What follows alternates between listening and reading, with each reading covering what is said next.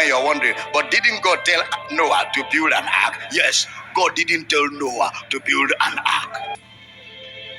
God never reacts. Number two, God never reacted.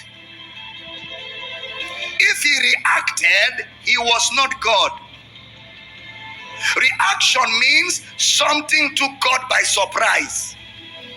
He wasn't expecting it, so it happened. So that God is running to catch up. For God to be running to catch up means he is not omniscience.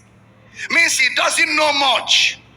Yes, God saw Adam sin. He knew when he was sin. He knew how he was sin, and he knew that he was sin.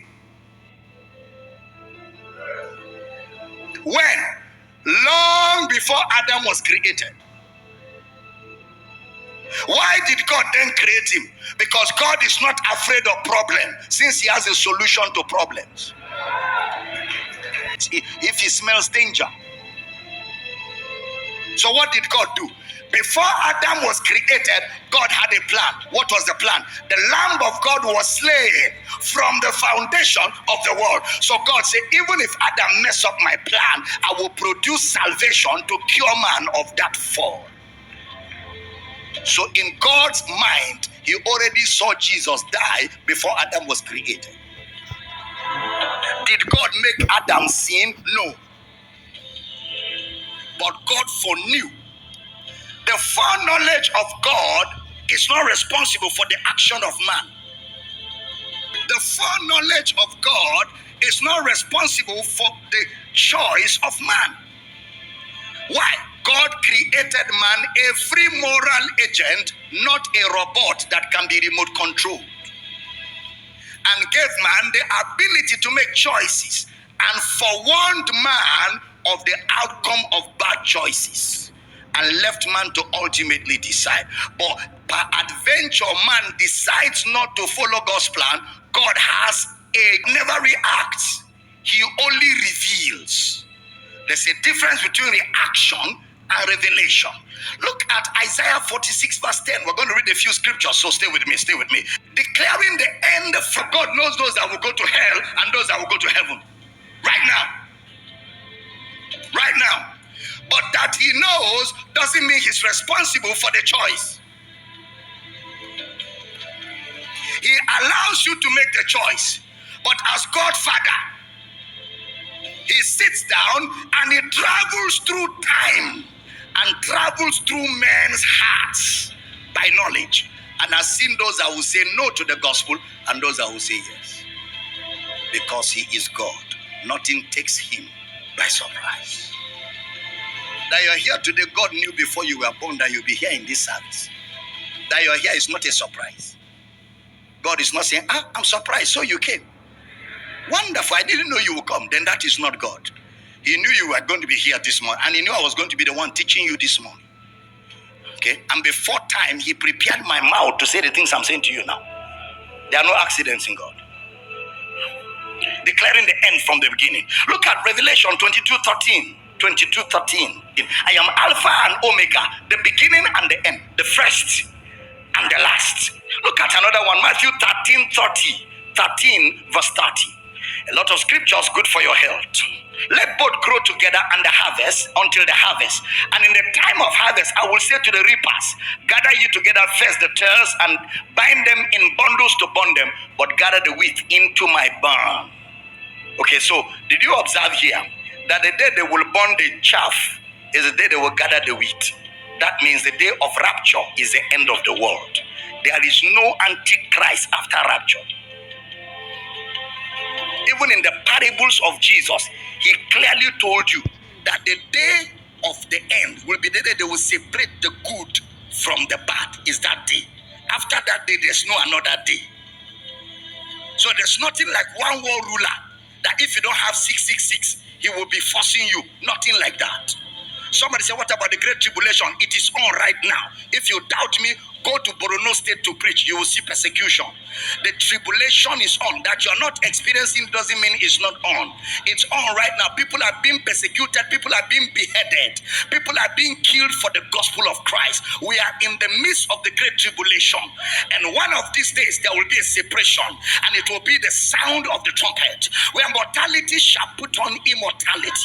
Corruption shall put on incorruption. We shall be changed in a moment, in the twinkling of an eye.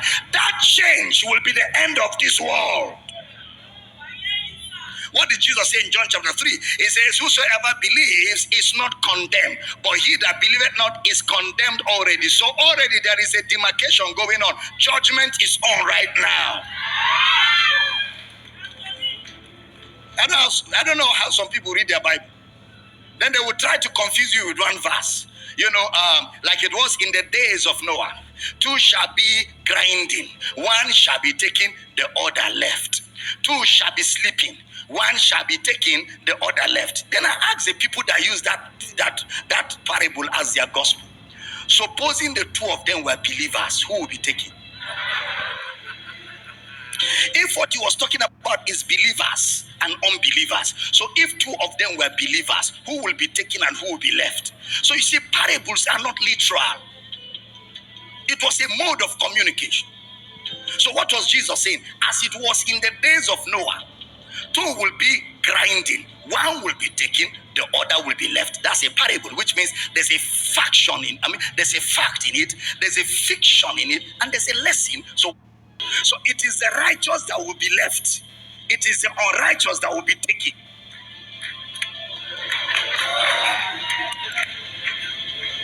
You didn't hear me. So let me rewind. In the days of Noah, who was left behind? Those that entered the ark. Who was taken away? Those that didn't enter the ark. So in the days of the Son of Man, who will be taken away? Those that do not believe. Who will be left behind? Those that believe. But if you watch movie here, have you watched Left Behind? Who was left behind? They that didn't believe. Who was carried? They that believe. That movie is a lie. The whole movie is a lie. It is we that will be left behind, because we are the ones in the ark.